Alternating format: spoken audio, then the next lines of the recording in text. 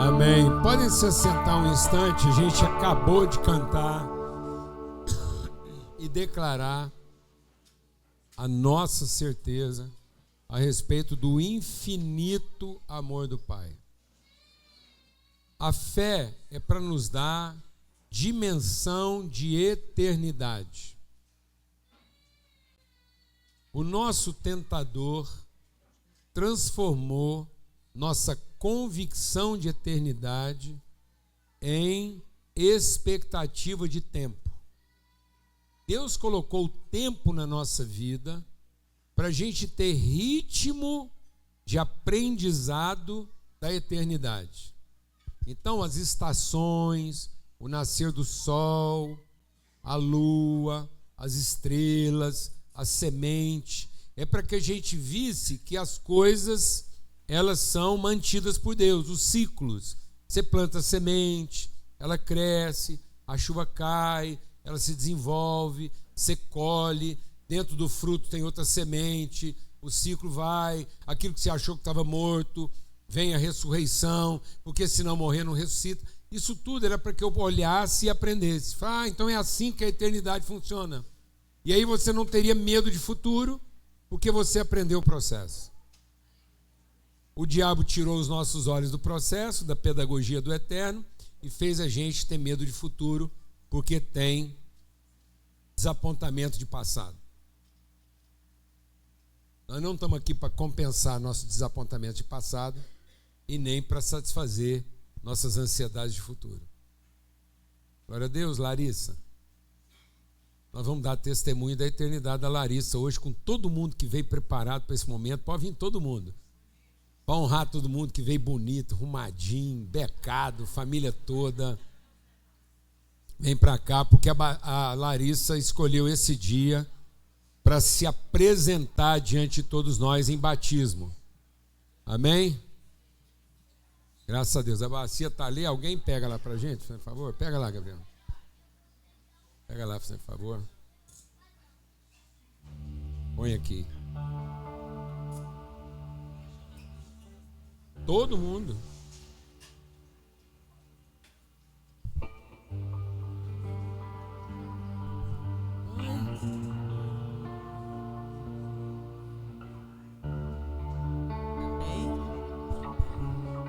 Bom dia, gente.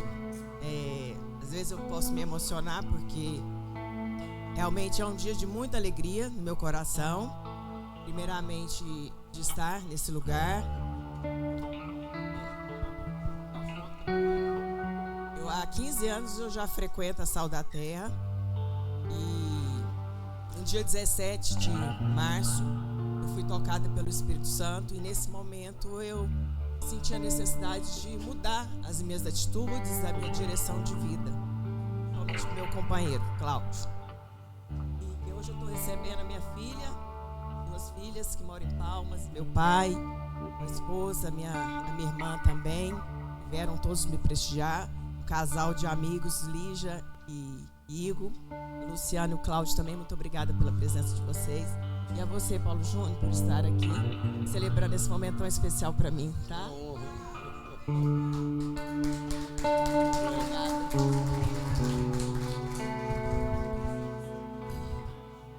Bem menteada, gente, poderia deixar de falar.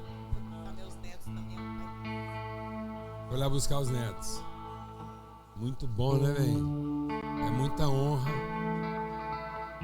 E caprichou no cabelo que nós vamos olhar daqui a pouquinho.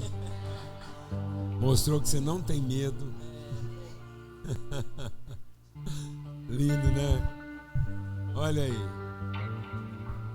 Olha isso, gente. São meus netos, gente. Impressionante.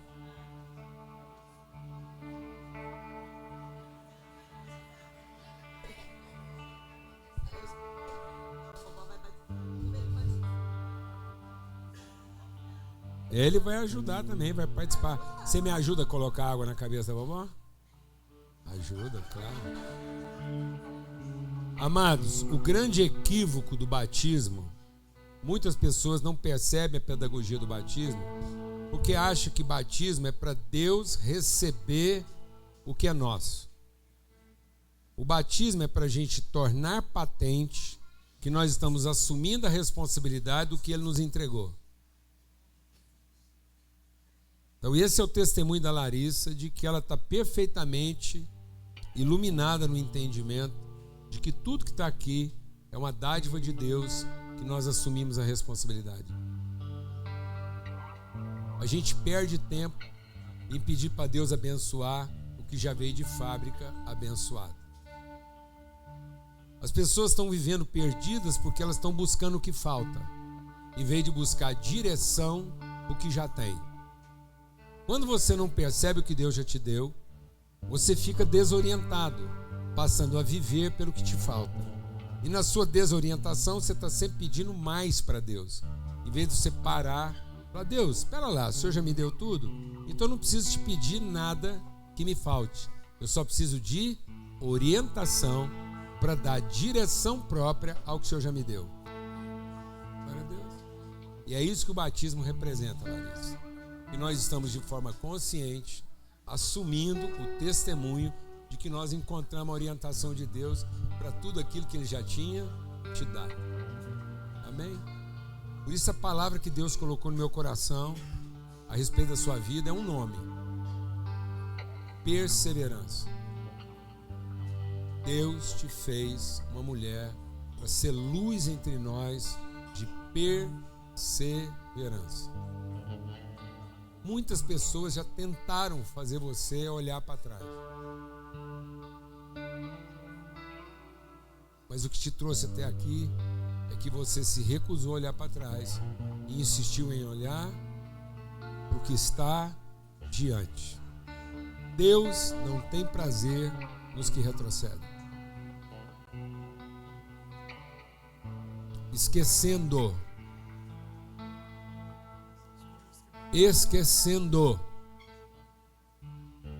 Se esqueça, rasgue, apague as coisas que ficaram para trás e olha de maneira firme e determinada, não para o que está adiante, mas para o que está diante. Liberte-se do seu passado e liberte-se da sua expectativa de futuro e fixa os seus olhos na sua eternidade, para que você não se sinta na culpa de compensar o passado e na culpa, pior ainda, de garantir o futuro, mas que você seja instrumento de eternidade. Seu nome é perseverança, é longanimidade. Amém? Um ânimo longo. Não é difícil fazer essa mulher desistir. É impossível. Se alguém pensar em fazer ela desistir, vai perder tempo. Amém? Você crê nisso? Porque isso é sua vida, não é? Então vamos abençoar a vida da Larissa e testemunhar isso na vida.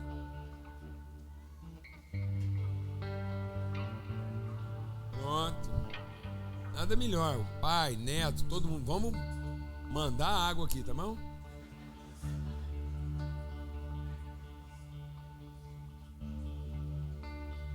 Obrigado. Pronto. Ajuda.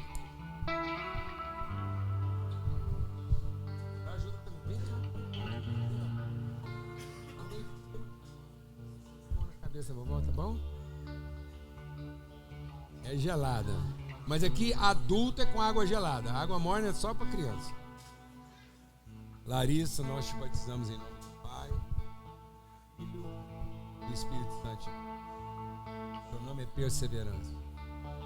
Seu nome é longanimidade. Ninguém te fará retroceder. Ninguém te fará recuar. O Senhor não tem prazer naqueles que retrocedem. Mas o Espírito do Senhor renovará suas forças para que você continue avançando para aquilo que Ele te prometeu. Em nome de Cristo Jesus, Senhor. Amém. Graças a Deus.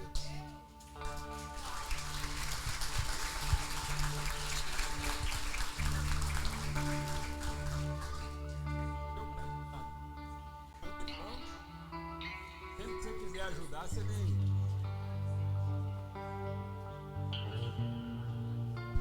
Amém. Cláudio, ô Gálvaro, vamos sentar ali, conversar um pouco.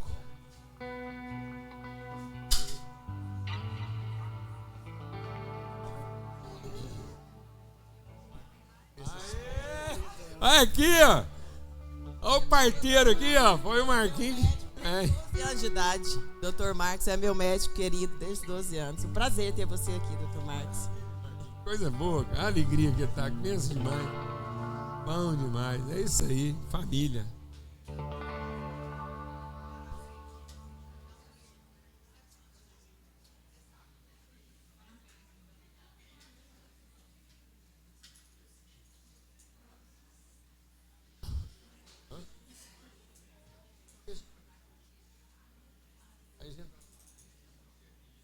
Termina com folga. Vamos começar.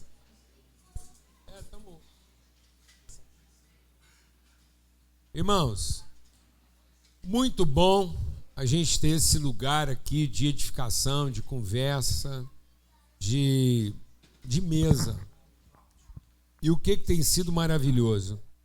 É porque a gente pode ter essa mesa e cada um trazer sua riqueza. É mesmo aquela mesa de família, onde a tia lá trazia a broa, o outro trazia o pão de queijo, minha tia trazia o cuscuz com sardinha, e cuscuz de verdade tem que ter sardinha e palmito, não é não? Carla, tem uns cuscuz falsificados aí que não tem sardinha, é fake, é queixeirão, bom para minha inteira, aí a Carla conhece, inteira, bom para memória, você come aquilo, lembra 3 dias depois. Enfim, e é isso, é uma mesa de diversidade em favor da unidade. Nós estamos recebendo aqui nosso amigo, a gente desfruta dessa amizade, são 3 gerações, um mais velho, um não tão velho, sei lá, eu acho que eles têm a mesma idade. Vocês têm mais ou menos a mesma idade, não tem? Então, ai,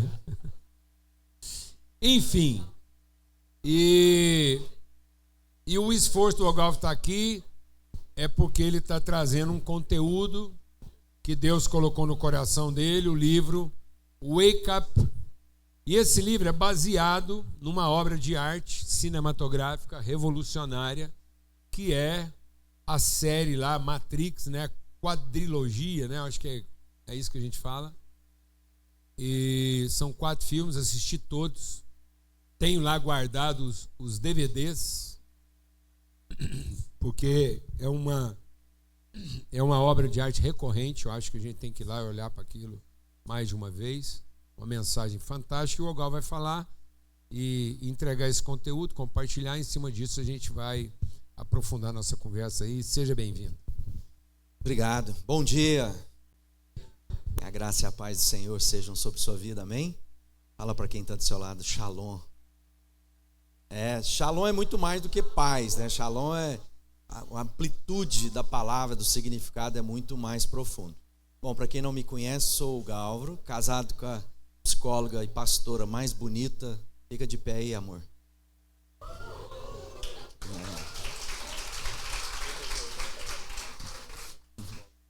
A Luciana veio ao culto hoje também, seja bem-vinda, Luciana. Falei que ia pegar no pé dela, porque eu estou hospedado lá na casa dela. Ela foi falar que o marido dela está mais novo que eu, então já devolvi. Mas eu sou mais velho que você mesmo. Sou de 65 e sou avô, então sou bem mais velho que ele e muito melhor situado, porque quem é avó aqui? É outra categoria, não é? Então, a gente... Não vou falar nada não, viu, Lu?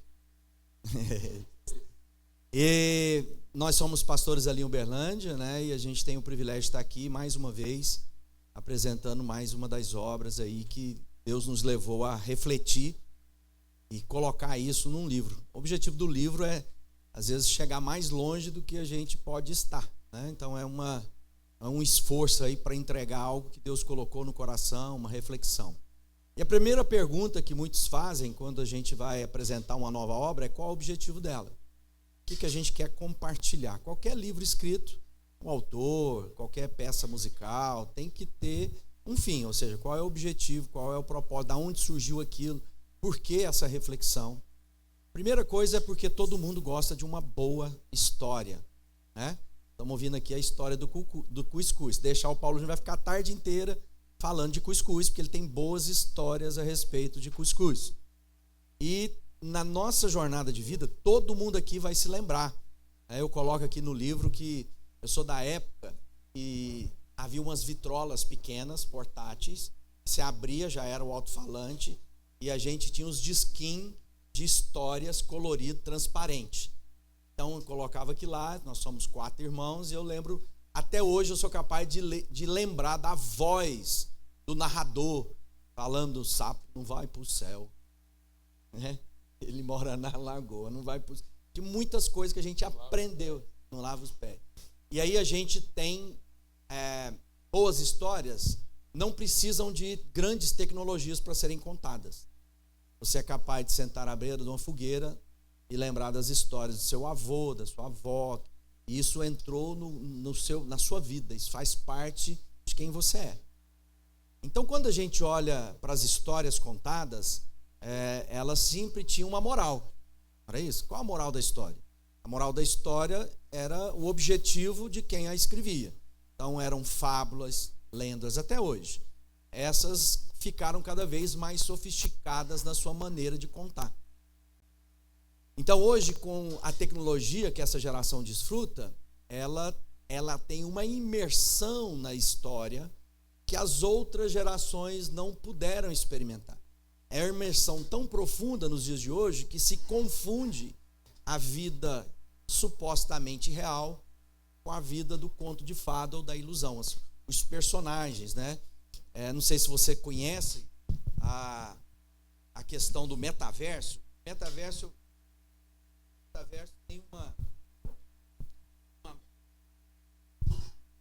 deixa eu achar aqui.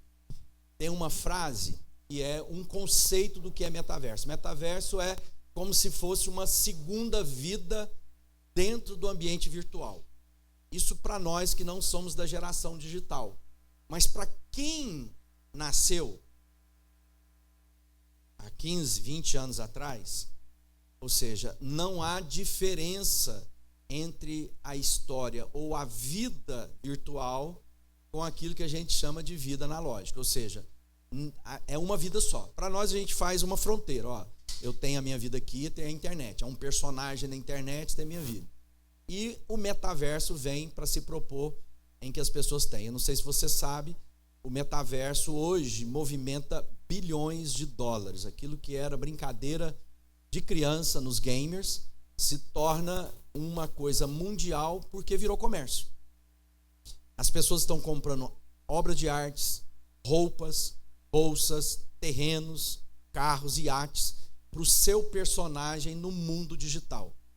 E milhões de dólares. Venderam um terreno de $1 milhão para o avatar da pessoa desfrutar porque queria morar perto da Madonna e tinha uma casa num determinado lugar. Com moeda digital, a criptomoeda, isso se tornou possível nos nossos dias e isso avançou de uma forma poderosa. Então hoje o mundo está mixado e ninguém sabe mais o que é uma coisa ou outra. Recentemente um dos grandes artistas populares, um rapper, ele fez um show para 13,8 milhões de pessoas na internet, mas era o avatar dele cantando e o avatar das pessoas participando. Pagaram o ingresso para que o suposta pessoa, a persona dele na internet pudesse desfrutar disso. E o que isso tem a ver com a Bíblia? Por que a gente está falando isso no culto, né? Porque quando a gente olha para a arte, para as canções, para a cultura, nós vamos encontrar um clamor. Se a gente tiver uma percepção daquilo que os estudiosos chamam de uma mente ou uma perspectiva missiológica. Eu olho para a realidade que eu estou vendo e entendo um clamor de uma geração. E nós vamos ver isso, né, nas músicas populares. estava falando de sertanejo, Paulo Júnior disse que aqui vocês chamam só de sofrência. Então, o que é o estilo? É um cantar de uma geração que canta sobre coisa. O rock, por exemplo, diferente. O rock da década de 80, que era lá minha música da minha juventude, eram propostas, eram conflitos, né? Causas, era sempre a banda não cantava a música de outra, a música cantada era a mensagem que a banda queria passar, era autoral. Hoje não, hoje o artista quer encontrar quem vai escrever, ele só é intérprete, né? Ele só interpreta. E nós olhamos para isso, às vezes a gente fica assim, tá uma bandalheira, o mundo acabou, porque os tipos de música que nós estamos cantando, é um amor que não dá certo, é traição, é orgia, é uma tanta de coisa. Só que se a gente olhar para isso e dizer, o que esse povo está clamando que eu não estou percebendo? E no final, qual é o desejo? Quero viver um grande amor. E a gente sabe que o grande amor da minha vida, da nossa vida, só pode ser vivida se eu conhecer o grande amor. Porque se eu for tentar viver a minha vida, então minha esposa está aqui, somos casados há 31 anos, o grande amor da minha vida. Mas se eu não conhecer a Jesus e Jesus não estiver antes da Fabiana, o amor que eu sinto por ela me sequestra, me domina e se assenhora de mim. Então, conhecendo o amor de Deus, eu posso amá-la ao ponto de entregar minha vida por ela sem que ela me domine. As artes está fazendo um clamor. E o filme Matrix propõe ele é revolucionário, que sai em 1999, porque ele é revolucionário porque ele fala de uma mudança de tecnologia no mundo do cinema disruptivo. O que Matrix tem lá em 1999, nenhum outro filme tem tecnologia aplicada como foi aquele. Hoje ficou banal aquilo que está lá, né, porque isso tem anos atrás. Mas acima de tecnologia, o Matrix fala uma discussão filosófica. Ele fala de um mundo caído que não pode ser visto com os olhos, mas que é o mundo verdadeiro. Mas que as pessoas que ali estão vivendo aquela realidade coletiva, ela não tem nenhuma consciência do que ela está vivendo, provando, desfrutando, é irreal, é apenas uma ilusão de um processo em que as máquinas, um computador, e ali uma mente por trás, e a mente ali é a inteligência artificial, mas que para nós, olhando para tudo isso, você vê a realidade da humanidade. Qual a realidade da humanidade? Há uma mente que se apoderou da humanidade, porque a humanidade se desconectou da vida genuína e verdadeira, onde tinha toda e plena revelação, inclusive o arbítrio livre. Quando as pessoas estão falando de livre-arbítrio, o único casal que teve livre-arbítrio mesmo foi Adão e Eva. Porque quando Adão desobedeceu a Deus, ele pensou que ele ia ter independência de Deus para escolher o que era bom e o que era ruim. Só que o que aconteceu ali? O domínio do mal tomou posse de Adão, e a partir dali o homem se tornou escravo de Satanás. Então, na tentativa de ser livre, ele se tornou ainda mais encarcerado, porque antes ele era livre, tanto é que ele pôde escolher. A partir daí, ou é o Espírito que nos impulsiona, ou é o Satanás que nos domina.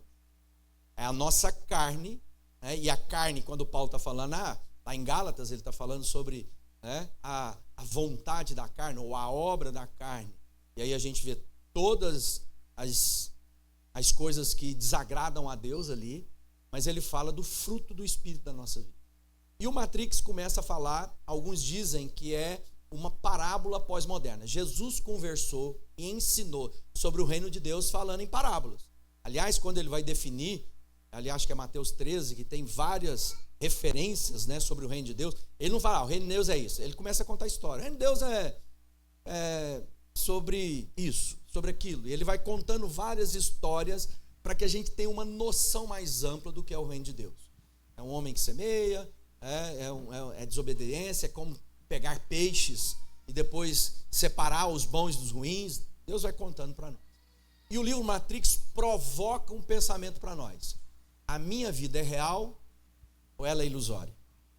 Eu estou sendo dominado por uma mente ou eu já me desconectei de uma mente que domina? O apóstolo Paulo, escrevendo, ele fala uma coisa interessante, porque ele fala sobre isso. Em vários momentos da palavra de Deus, Paulo trabalha muito essa coisa do nosso pensamento. Em Romanos ele fala, olha, você não vai ser capaz de experimentar a vontade de Deus se você não transformar a sua maneira de pensar. Ele diz, eu oro para que os olhos do vosso entendimento sejam capazes de ver altura, profundidade, largura, e assim conhecer o amor de Deus. E aqui em Efésios, capítulo 1, ele diz, peço a Deus, do nosso Senhor Jesus Cristo, o Pai glorioso, que dê a vocês o seu Espírito, o Espírito que os tornará sábios, e revelará Deus a vocês, para que vocês assim conheçam o que devem conhecer. Peço que Deus abra a mente de vocês, para que vejam a luz dele, e conheçam a esperança para a qual ele os chamou. E também para que saibam como são maravilhosas as bênçãos que ele prometeu ao seu povo. Então Paulo está escrevendo para nós, dizendo, a minha oração é para que vocês sejam capazes de conhecer a Deus, para que a luz de Deus ilumine a sua visão, o seu coração, a sua mente, e assim vocês conheçam quem Deus é, e tudo aquilo que Deus preparou para que você possa viver na sua vida. Jesus diz, que tipo de vida que Deus tem para nós? Jesus diz de forma objetiva, eu vim para que vocês tenham vida, e vida em abundância. Abundância não é apenas, sabe aquela história do copo meio cheio, meio vazio, otimista, pessimista? A abundância de Deus é transbordamento. É uma vida tão maravilhosa, tão grandiosa, tão esplendorosa, que não pode ser retida em mim mesmo. É uma vida que é tão plena que transborda e alcança quem toca na minha vida ou quem está próximo de mim, ou seja, eu transbordo a vida de Deus. E a Matrix é um domínio que está controlando a humanidade e que precisa ser resgatada. Há um clamor. E havia ali um personagem chamado Neo. Matrix não é um filme cristão, mas ele usa de muitas parábolas, linguagem, figuras que nos lembram o livro de Deus. Alguns dizem que ele é o mito da caverna de Platão pós-moderno. Que o mito de caverna fala sobre o quê? Iluminar o pensamento. Platão arranhou, e diz, olha, o homem precisa ser iluminado. Só que o Platão imaginava que a iluminação é pelo conhecimento. Eu vou conhecer a mim mesmo, eu vou desenvolver, vou olhar para as coisas e vou ter os meus olhos abertos. E a Bíblia diz que é o quê? É necessário que Deus nos ilumine. O homem maldito não tem a capacidade ou a possibilidade de se tornar bendito. É necessário que venha a luz de Deus sobre nós. Nós somos iluminados por Deus. Há uma abertura do meu entendimento para que eu veja a luz de Cristo. E quem opera isso? Paulo está dizendo, eu oro para que o Espírito de Deus faça isso na sua vida. Lembrando de Paulo escrevendo aos Coríntios, o que ele diz? O príncipe desse mundo cegou o entendimento das pessoas para que não veja a luz. E cegar o entendimento não é deixar de ver. Aliás, ver promove o que é contrário à fé. O que eu vejo, o óbvio, muitas vezes me impede de enxergar o que Deus está me mostrando. Mas tem um problema. Quando o homem foi desconectado de Deus no Éden, ele tornou refém de si mesmo, daquilo que ele toca, daquilo que ele vê com os seus olhos, daquilo que ele é capaz de escutar, daquilo que ele cheira, os sentidos. O homem passou a ser dominado pela sua genitália, pelo seu desejo caído humano. E aí a gente sabe que esse desejo humano, que é a sabedoria humana, ela é animal, ela é terrena e ela é demoníaca. Então nós estamos vendo o príncipe desse mundo controlando a matrix que nós estamos inseridos como humanidade. E o que a gente precisa? Ter os olhos do entendimento abertos para que a gente seja capaz de experimentar. Qual é o desafio? Primeiro, reconhecer que precisamos encontrar a luz em Cristo. Nenhum de nós. A gente pode dar o corpo, a gente pode entregar os nossos bens. Não é isso que a Bíblia diz? Não adianta eu fazer o bem para o meu irmão. Só eu tratar bem meu irmão, só eu dar meus bens. Não vai resolver. Paulo diz, se não for o amor, quem o amor? Não o amor que a gente canta na sofrência. É o amor que é a essência do Criador. É o próprio Criador exalando quem Ele é. Às vezes a gente confunde amor com romance, com atração física, com bem-querer. Não, o amor na sua essência. E como é que Deus revela esse amor? Dando a nós uma pessoa, que é Cristo. Deus amou tanto o mundo que deu o seu Filho para revelar para nós que amor é esse. Como é experimentar desse amor e viver nesse amor. Então a reflexão do livro passa por esses olhos abertos e essa disruptura da onde nós estamos inseridos. E que é muito mais profundo que agora nós estamos vivendo nesse momento do mundo digital. Que às vezes as pessoas dizem, não acredito que você vê na internet. Não deve acreditar mesmo. A pele da pessoa não é aquela, as pernas não são aquela, porque elas estão tratadas artificialmente. Duas das maiores indústrias do mundo hoje, pornografia, não é isso? Então quando nós estamos vendo lá, é real aquilo? Não, aquilo tudo é encenado, coreografado. E drogas. A experiência com a droga, o que faz? Me tirar da realidade para me dar uma sensação de alegria, de satisfação. É real aquilo? Não, é um subterfúgio. Mas as pessoas, mesmo conscientes que aquilo não é verdade, elas se dedicam por aquele caminho. Por quê? Porque elas querem sentir. E aí nos trai, esse sentido que nos trai. Acho, voltando de onde você começou, né, da questão da arte, nós temos que estar atento de fato, porque o artista, num certo sentido, ele é a sensibilidade do próprio Deus entre nós. Ele é a sensibilidade profética, não necessariamente conduzida pelo Espírito, mas a sensibilidade está lá. Então, por exemplo, se falando da nossa geração, né, quando um artista da nossa geração dizia assim: lá em casa tem um poço, mas a água é muito limpa. Há uma profundidade nessas palavras, há uma poesia nessas palavras, mas há um clamor nessas palavras. Há uma sensibilidade de quem está gritando. Então, quando nós vemos todo um movimento da arte hoje nos levando para um mundo virtual, isso me leva a pensar que, no fundo, há um clamor de todas as pessoas para um outro mundo que, de fato, as pessoas estão substituindo por um mundo que é virtual. Então, por exemplo, quando nós criamos um avatar, quando nós utilizamos cosméticos para disfarçar uma série de coisas, quando as pessoas, de uma forma ou de outra, são levadas para as drogas e para a pornografia, que, no final das contas, é droga do mesmo jeito, elas entram e acessam um outro mundo. E, no fundo, há um clamor, de fato, um clamor por um outro mundo. Então, me chama a atenção como que a Bíblia fala a respeito de um templo construído por mãos humanas, mas há um outro templo não construído por mãos humanas. A Bíblia fala a respeito de uma circuncisão que é feita na carne, mas há uma outra circuncisão não realizada por mãos humanas. A Bíblia fala de um batismo, que é o batismo que nós vimos aqui, o batismo realizado com água, mas há um outro batismo. Hoje, quando a gente acompanhou a Larissa sendo batizada, nós enxergamos com os nossos olhos algo que tem uma profundidade e tem um toque num outro universo, num outro local, completamente diferente. Então, quando a gente diz que, num determinado momento da história, algumas pessoas viram uma cruz e viram o cordeiro naquela cruz, aquilo foi o símbolo visual de algo que aconteceu num outro universo também.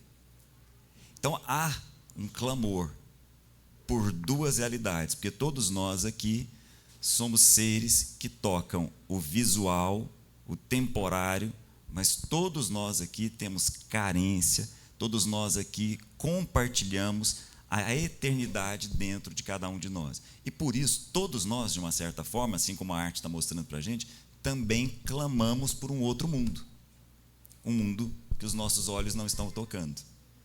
Então, quando a gente olha para esse clamor, nós devemos estar atentos ao fato de que, de fato, nós somos seres que tocam os pés aqui, mas que também tocam as mãos no outro lugar. Então, há um nascimento aqui, mas há um novo nascimento de uma outra ordem. A Bíblia nos fala a respeito disso o tempo todo, mas, num certo sentido, quando a arte nos leva para o metaverso, nós nos desconectamos ainda mais do invisível e do eterno. E esse tem que ser um ponto de atenção para nós, porque o profeta, que muitas vezes a gente acha que vai falar a respeito de futuro, ele sempre está tocando no que é eterno. Quando Paulo diz para a gente assim, busquem com zelo os melhores dons, mas em especial o dom de profecia. Por quê? Porque o profeta toca o eterno. O profeta não se prende em hipótese alguma ao que ficou para trás, ele não se conecta com o futuro, mas ele se percebe como quem está conectado ao eterno, assim como todos nós. Então, todos nós temos necessidade de estar sendo lembrados o tempo todo, como diz um escritor que eu gosto muito, que nós somos seres híbridos. Nós moramos em 2 lugares, todos nós aqui. Quando nós oramos, e é legal pensar a respeito disso, nós somos aqueles que estão aqui tocando o eterno.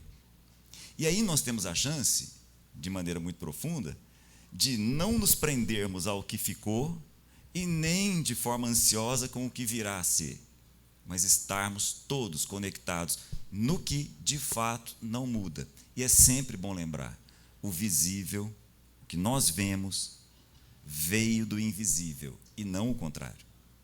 O nosso visível está produzindo um mundo invisível, mas o mundo visível foi criado a partir do invisível. O que é passageiro, o que é efêmero, o que envolve estações, veio a partir de algo que não tem tempo, que não envolve mais isso. Esse é um ponto fundamental, e todas as vezes que eu vejo o filme, que eu lembro do filme, que me toca nesse aspecto, sempre na minha leitura tem a questão de me chamar a atenção. Cláudio, você é um ser daqui e é um ser de lá. Você é um ser da terra e é um ser do céu. A gente não pode esquecer isso. Só que nós somos levados por uma mente a estarmos cada vez mais conectados com o que é aqui e ao que é agora. Isso gera em nós um conflito enorme, porque nós internamente sabemos que nós somos conectados à eternidade. Então há um conflito muito sério nesse sentido, né? Quando a gente olha para o filme e as realidades das histórias que eu estava dizendo, o que acontece hoje? Camadas de realidades. A pessoa está vivendo uma vida aqui pensando que essa é verdadeira, porque afinal de contas eu toco, eu pego, eu sinto, mas eu vou viver outra vida que eu gostaria de viver e eu vou para o mundo digital, onde ele negocia, ele compra, ele fala o idioma que ele quer, ele tem o perfil que ele desejar, ele pode mudar a sua aparência, ele pode visitar cidades de agora ou do passado, ele pode passear, ele pode jantar no restaurante. Tudo isso, para uma geração mais recente, não tem divisão, é ele. Você não vai falar assim, não, mas não é você. Fala, não, sou eu estou lá. É a minha experiência, porque eu estou sentindo o que o meu personagem. Aí o metaverso tem uma frase que diz assim, não sonhe sua vida, viva seu sonho. Ou, a vida real não importa mais, porque no metaverso você pode viver a vida como sempre quis experimentá-la. E mais, se ligue, conecte-se, viva a fantasia, pois a vida real é dura demais e aqui os seus sonhos todos podem ser realizados. O grande desafio... Ele vai chegar lá. Acho que não. Aí. O grande desafio... Por que nós estamos insistindo nessa leitura, nesse compartilhamento, e por que eu achei fantástico a proposta de escrever esse livro de valores espirituais a partir de uma obra de ficção? Porque uma das coisas que a gente precisa corrigir na vida, e talvez é isso que está sendo difícil de compartilhar o Evangelho em casa, é que a gente transformou o testemunho do Evangelho numa pregação num estudo bíblico, em vez de ser a encarnação do Evangelho. Então eu vou lá para o Evangelho, em vez de aprender com Jesus a contar história com fundo espiritual, eu peguei a história que Jesus contou e transformei ela numa pregação religiosa. Eu vou falar um negócio. Está ficando quase que impossível. Porque, por exemplo, vou citar um caso prático aqui. Os meninos saem daqui e vão para casa. 6 dias da semana. Escutando as histórias que você quer que ele escute para ele dar certo na vida. Você paga caro para isso. É academia, pá, escola, é inglês, não sei o quê, papai, e chucha o conteúdo do cara. E o mundo inteiro recebendo uma grana preta para encher a cabeça dele de ideia, que se ele cumprir o regulamento, ele vai prestar na vida. Depois, esse menino fica meio perturbado. Aí traz ele para cá, para ver se nós damos uma lavagem nele, com 1 hora de conversa, contando para ele a história bíblica, e enfia ele de novo numa sala de aula. Eu estou pertinho de propor uma revolução no nosso ministério infantil. Nós transformamos isso aqui num playground. Os meninos vêm para cá só para brincar, que ninguém aguenta mais sala de aula. Aí vem para cá, para ficar 2 horas aqui fazendo o quê? Nada. Com os amigos. E aí nós montamos um ministério infantil. Pegamos os pais, levamos eles lá para cima, enfiamos eles dentro de uma sala e ensina eles a contar as histórias que eles estão querendo que a gente conta no lugar deles para resolver um problema que eles criaram a semana inteira. Ou estou exagerando? Sabe o que é isso, amado? Isso é um metaverso. Essa igreja que nós estamos querendo criar, isso é um metaverso. Eu vou te dar um exemplo, metaverso bíblico, dos tempos de Abraão, Sodoma e Gomorra. O Ló olhou para aquilo e falou assim: meu Deus, meu metaverso, vou mergulhar. Aí ele entrou no metaverso dele. Já tinha metaverso, não é invenção não. Só que a tecnologia está fazendo a gente ser metaversos mais avançados tecnologicamente. Mas já tinha metaverso, lá em Sodoma e Gomorra era um metaverso. E sabe o que vira metaverso? Todo metaverso é o prostíbulo de quem não quer assumir a responsabilidade. Por isso até a igreja vira prostíbulo de quem não quer assumir responsabilidade. Porque foi o que Jesus encontrou lá quando ele encontrou um templo transformado em quê? Em comércio. O que é um templo transformado em comércio? É um metaverso. Então o metaverso está na nossa realidade. Por isso que às vezes tem menino doido, porque o lugar que ele mora, a casa que ele mora, não é de verdade. Lá todo mundo é personagem. Já tem menino sendo criado aqui no metaverso, tem 30 anos. 30 anos eles estão vivendo no metaverso. 40. Eu tinha dificuldade de converter, porque eles estavam querendo me converter num metaverso religioso.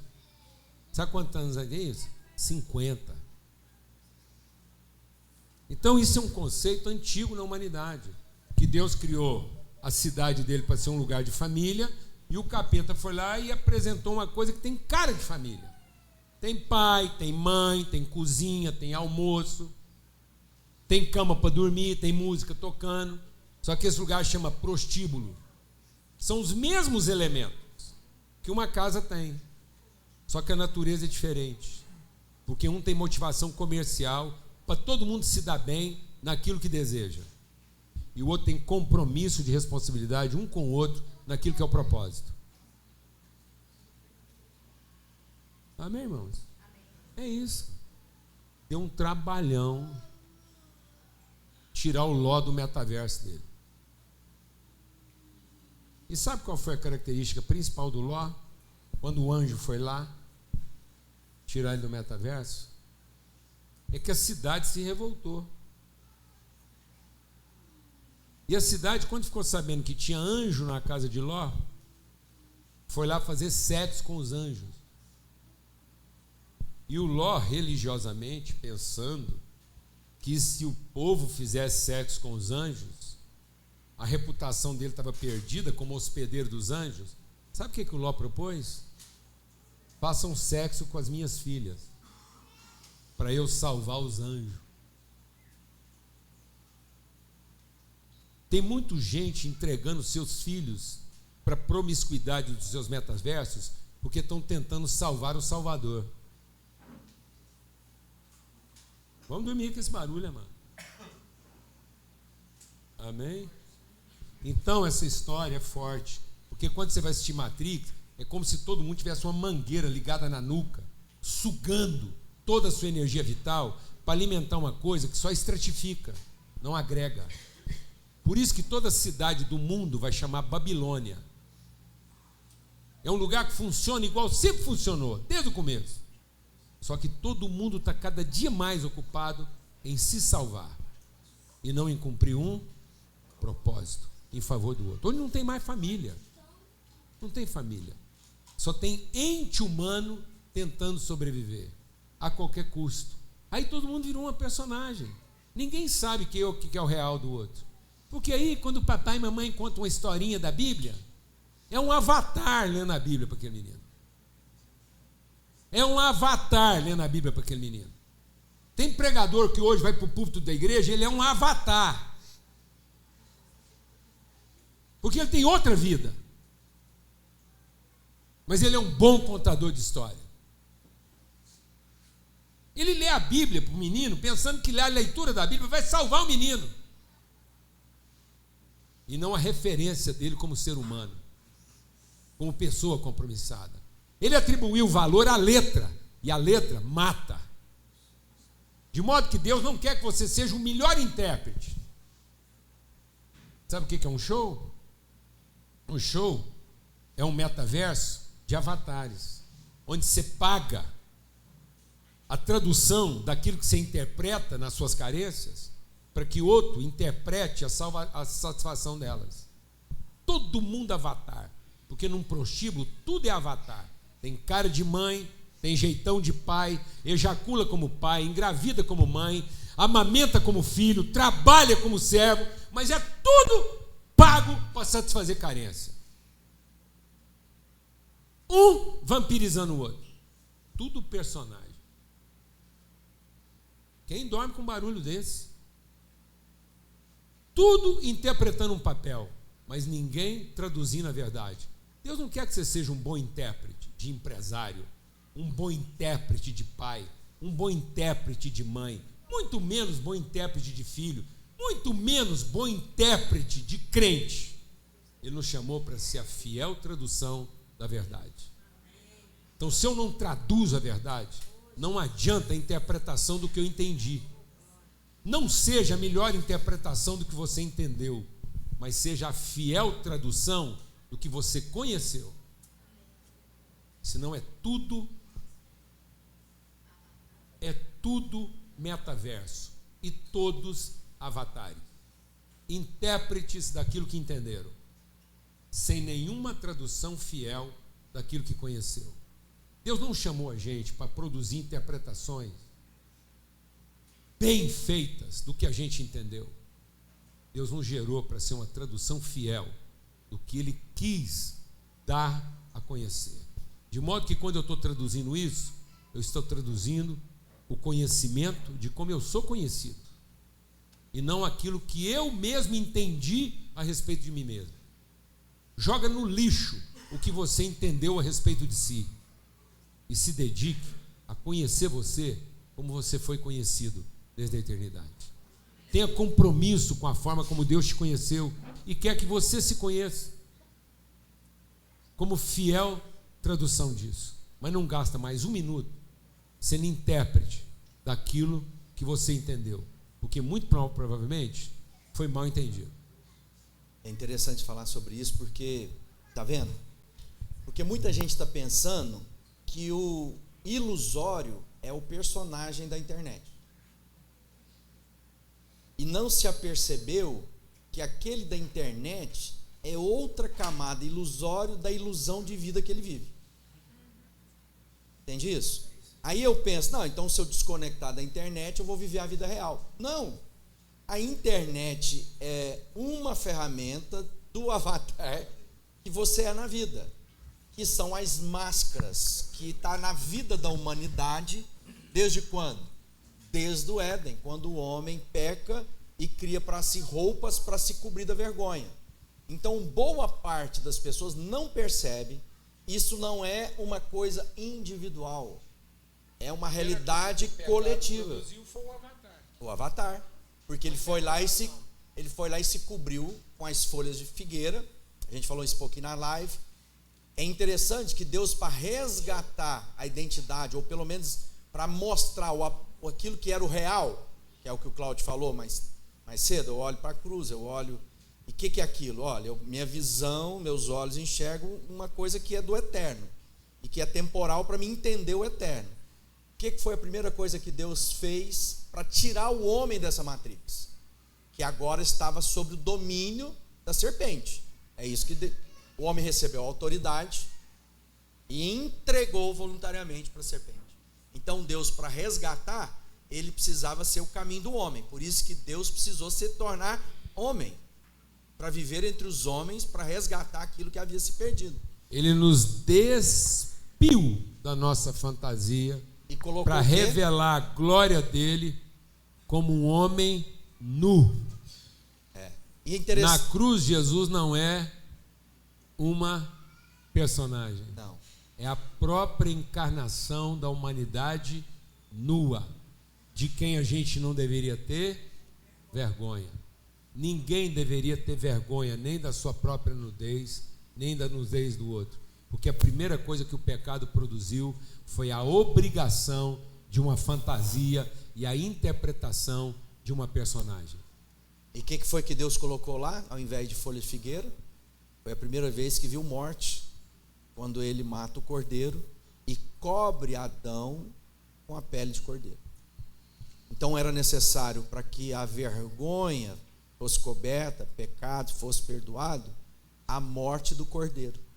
Então o cordeiro lá no Éden é esse cordeiro que tinha sido sacrificado antes da fundação do mundo, e que aquela coisa natural apontava para o perfeito, que é esse Jesus, o Cristo, que morre pelado na cruz, que a gente pôs aquele paninho lá pelo nosso pudor, porque os romanos crucificavam lá e muitos deles estavam... O pano mais mal colocado no lugar mais errado.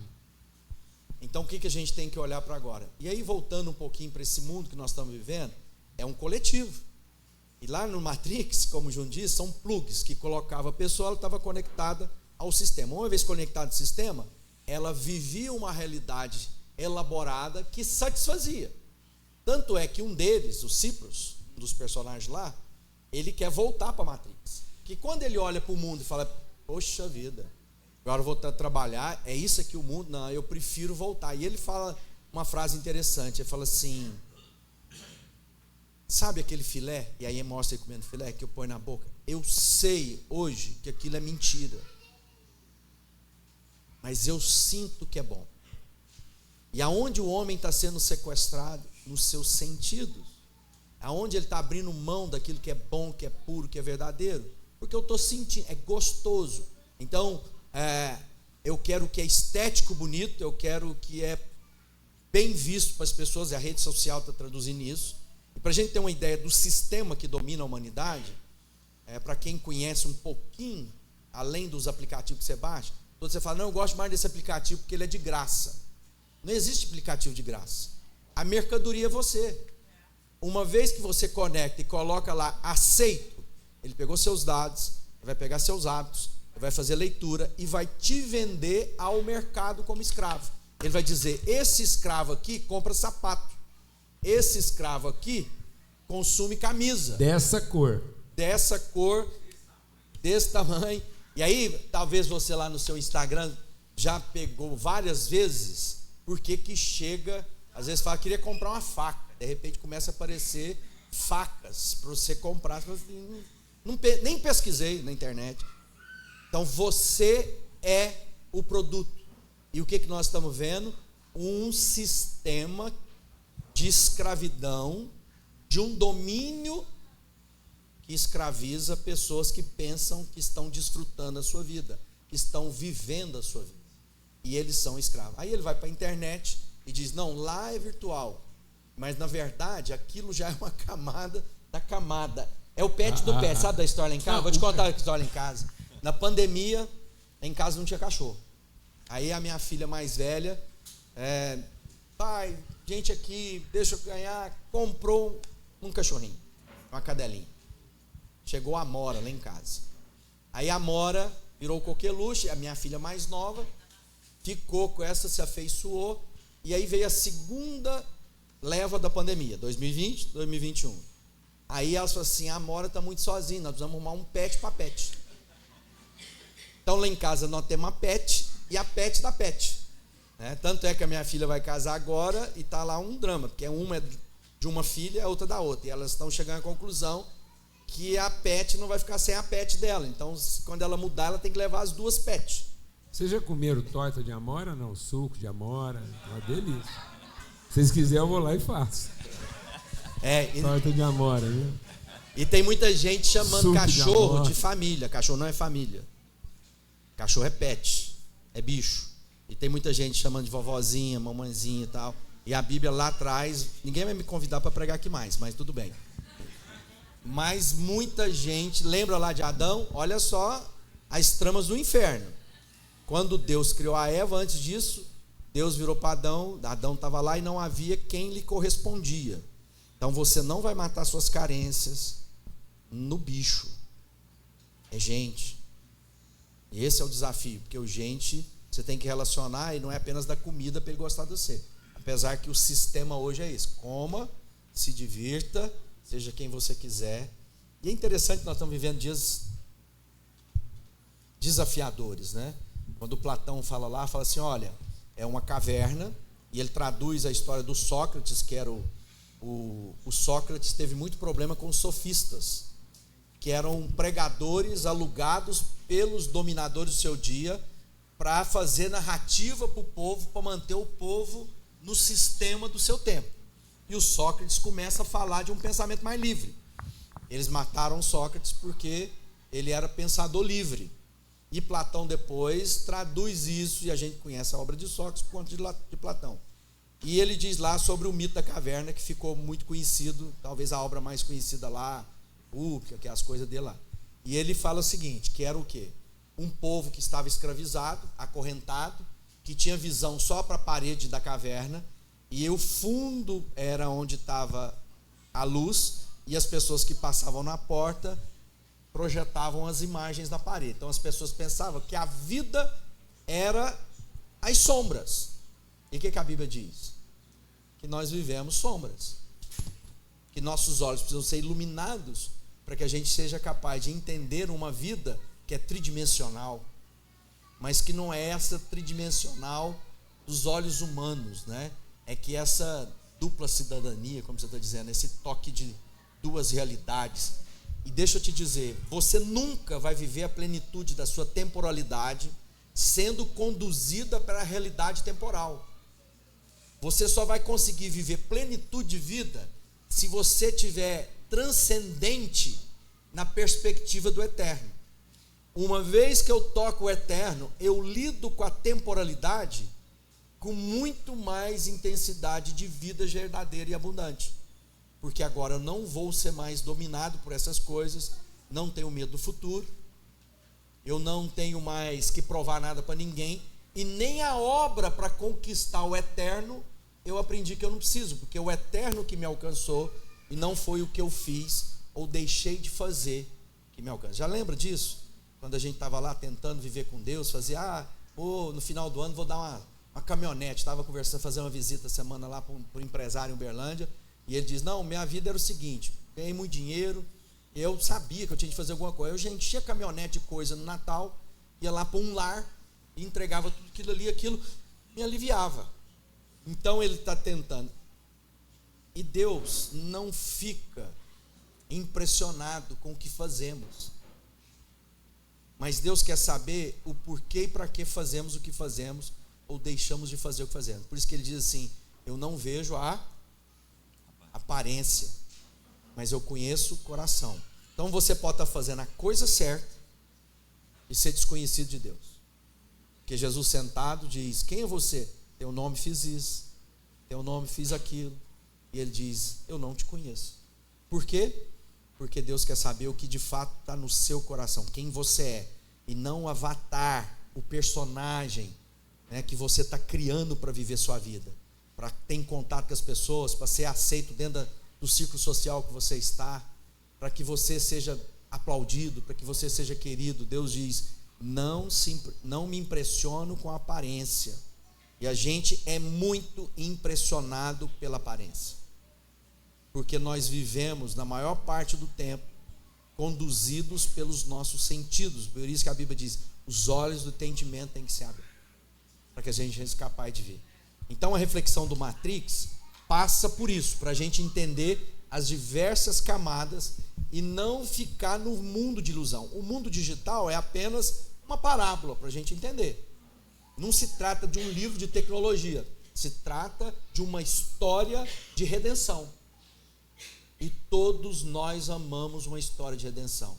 O Júnior, mas você estava falando aqui da física quântica. Lá no Matrix a gente vê isso, mas isso não é novo, porque Jesus fez isso, passou pela parede. E descobrimos que o que chama de sólido não é tão sólido, porque o tijolinho que constrói o universo tem um nome, chama átomo. E átomo está sempre em movimento, ele vibra. Não é? Então, se nós criarmos uma tecnologia capaz de entender a vibração dos meus átomos, e com a vibração dos átomos do cloud, nós vamos passar um pelo outro e sair do outro lado, porque eles vão passar, como o Júnior falou mais cedo, pelo vazio de um e o sólido do outro. Os cheios de um transpassam os vazios dos outros. Então parede é só uma ilusão de ótica, porque nós não temos a matriz. A gente é muito impressionado, né? Por isso que Jesus destruiu o muro da separação, porque isso aqui separa, porque é uma ilusão de ótica. É o nosso visível prevalecendo sobre o nosso invisível. Porque se eu paralisasse os átomos da parede ou os meus, ou eu conseguisse harmonizar a matrix, eu atravessaria por ela como se ela não existisse. Você entraria na vida do seu irmão, do seu filho, da sua esposa, atravessando as paredes que eles levantaram por medo, simplesmente porque você não as perceberia como barreira de separação e de isolamento. Amém? Jesus quebrou a barreira, quebrou a separação. Você tem alguma coisa para compartilhar? Eu quero... Pode falar. Não, pode ir. É o seguinte, depois você vai ler lá em Zacarias, no capítulo 3. Eu desafio você nesse contexto, você vai comprar o livro lá, ter lá e tal.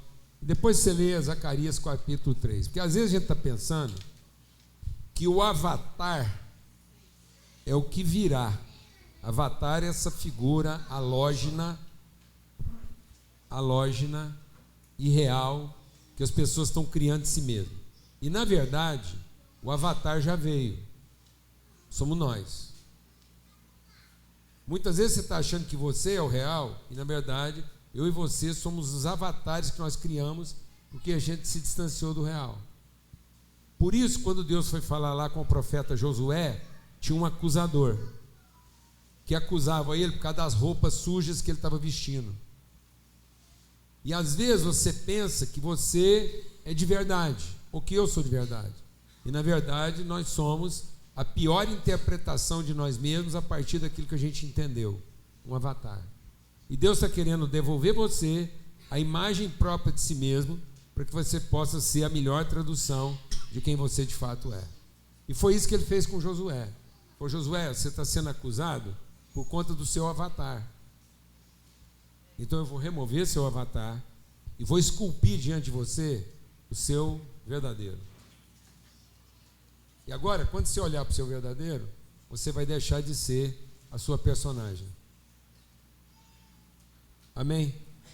Então Deus esculpiu de maneira inequívoca uma imagem de nós mesmos, para que a gente seja a imagem que nós mesmos criamos, a partir daquilo que a gente mal entendeu. Amém? Então não continue entregando para a sua família, nem para as pessoas, o seu avatar, essa personagem que você construiu a partir dos seus mal entendidos. E olha para Cristo, porque Ele é o nosso real. Quando Deus te fez, Ele te fez para ser exatamente como Cristo veio para ser. Então aquele homem levantado na cruz, aquilo lá é o nosso eterno. Para que a gente, olhando para Jesus, assumisse a cruz dos nossos avatares. Crucifique hoje os seus avatares em favor da sua expressão verdadeira. Amém? Glória a Deus. Bem, me dá um bonezinho aqui. Alguém me dá um boné aí? Estamos há alguns dias do nosso encontro God Vibes, que vai acontecer às margens do Araguaia, o rio que foi batizado de o sal da terra, a região que foi batizada de lugar da promissão, onde surgiria o homem espiritual como luz e exemplo para a humanidade. Isso está profetizado por Couto Magalhães. E nós vamos lá no cumprimento dessa profecia, para as margens do Araguaia, retiro God Vibes. Não tem mais vaga. Mas então, por que só para inspirar aquele gostinho, sim, sabe? Né? Então, porque a propaganda é porque você pode participar do God Vibes e do retiro. Se você adquirir um boné desse, você está ajudando a materializar uma expressão de você lá no retiro, para quem ainda não tem o recurso. Pronto. Então serão duas presenças. Você, que não pôde ir, porque se inscreveu de maneira atrasada, mas tem a possibilidade de ser materializado nas margens do Araguaia, através de alguém que você enviou com a sua oferta. E para você não achar que foi pura ficção, que você sonhou isso, você vai vestir o boné e falar assim: eu estou vestindo esse boné para lembrar que tem alguém materializado me representando lá nas margens do Araguaia. Glória a Deus. É verdade. É isso. Nós não podemos, depois de uma aula dessa, fazer apelo de outro jeito aqui não, mano. Agora é tudo na... Amém? Por isso mesmo, nós estamos empenhados num... A gente tem sempre... O Ogalvo está aqui, eu e ele, a Fabiana, a gente representa o esforço lá das viagens que a gente fez lá para Israel, e vamos continuar fazendo, e queremos outras. E o esforço não é uma viagem turística, não é uma viagem histórica, não é uma viagem de lazer, nem de enciclopédica. Tudo que a gente fez foi um esforço assim, de superação na nossa vida, de oportunizar um ambiente pedagógico. Então, cada viagem que a gente marcou para lá, ela tem carga pedagógica. O principal é, dentro daquele ambiente, ter um direcionamento pedagógico. Nesse sentido, o Cláudio e o Rafael estavam organizando uma viagem para Israel no final do ano. E aí, compartilhando com eles, a gente fez um empenho de nos associarmos ao esforço dessa viagem no sentido de um direcionamento, uma orientação pedagógica, como a gente tem feito. E como a viagem vai ser Egito e Israel, a gente queria pegar essa linha da história. Lembra que Jesus diz que, lá no nascimento de Jesus, diz que o Salvador deveria vir do Egito? Então nós precisamos entender essa relação. Por que a salvação atravessa? Por que a salvação atravessa o mar, né? O mar vermelho do Egito lá, para poder nos introduzir na terra prometida. Então isso é uma história. E a gente tem que olhar para isso como uma pedagogia. Então nós queremos essa pedagogia da transformação do entendimento.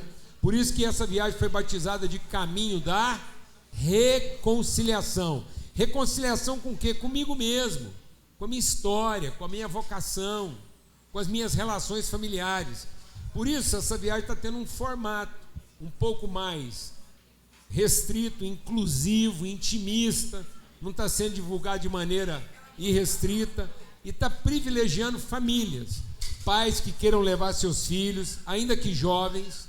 Então nós já estamos tendo inscrição de gente com 10 anos de idade, com 12 anos, que é a oportunidade do pai levar a família com os filhos, o filho que quer levar a avó, a mãe, que sempre quis ir, não encontrava condição.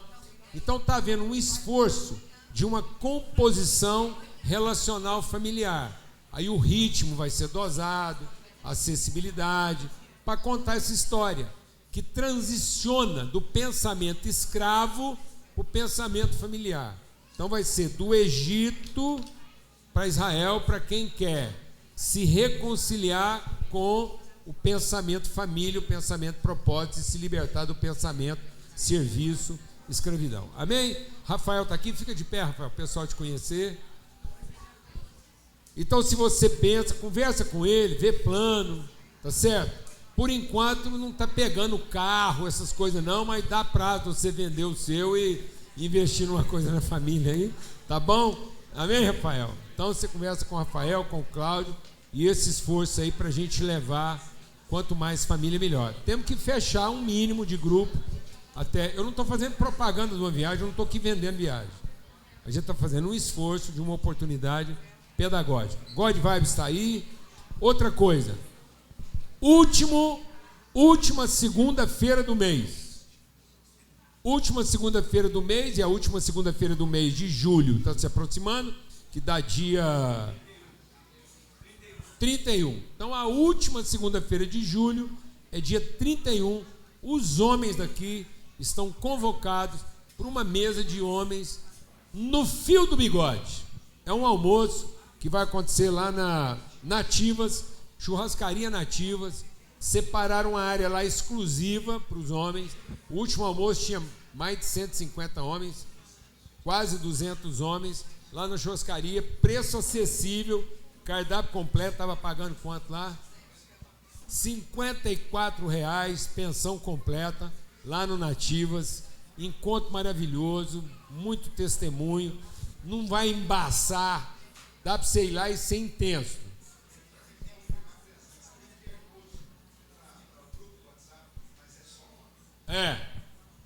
Não é só homem, não. Lá, quase todo, para cada homem lá, tem uma mulher que abençoou a vida dele, que falou, vai. Para cada homem sentado lá numa roda de homem, tem uma mulher bem resolvida que não está se perguntando por que não tem uma mulher lá. Porque entendeu que esses homens precisam ter um tempo com seus amigos. Amém? O problema dos homens e as mulheres, nós temos outras formas de resolver. Mas ali agora é para resolver o problema do homem, chamado solidão. Mulher não tem problema de solidão. Tanto que o problema de mulher é abandono. Quem se sente abandonado, porque não tem problema de solidão. Porque está se sentindo abandonado. Então tem mais alguém. Mulher, sabe como é que mulher reclama para o marido? Eu queria que você me desse mais atenção, tá vendo? Não tem problema de solidão. E você sabe o que o marido pede para a mulher? Eu queria ter um tempo sozinho, tá vendo? Então, porque solidão é o grande problema do homem, porque o homem acha que solidão é solução.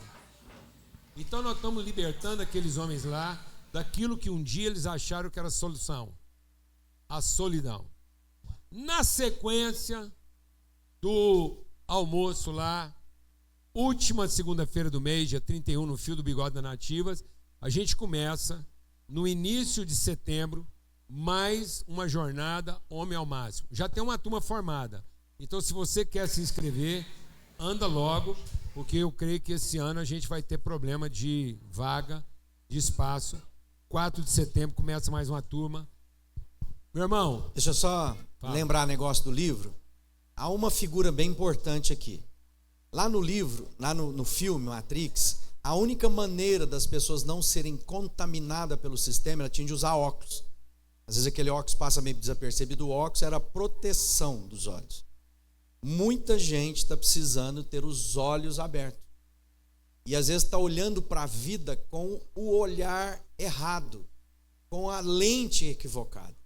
Então a gente tem que voltar para as Escrituras para que a lente seja transformada, para que a gente não seja dominado pelo mundo que aí está e possamos viver a vida boa, perfeita e agradável que o Criador tem para nós. O livro está lá. A vida passa pelos olhos. Por isso que Jesus, para produzir liberdade, ele proclama liberdade, dá vista aos cegos, para pôr em liberdade os oprimidos. Sem ter os olhos iluminados, por mais que você tenha sido declarado livre, você pode continuar sendo oprimido.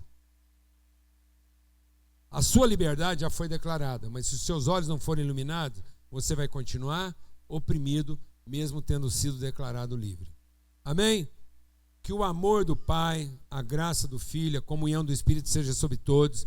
E se você quiser ter o privilégio de ter o livro Wake Up, com valor agregado, o Algal vai estar lá no fundo, dando autógrafo, tá bom? Então é uma benção, um privilégio, uma boa semana para todos. Vamos em paz.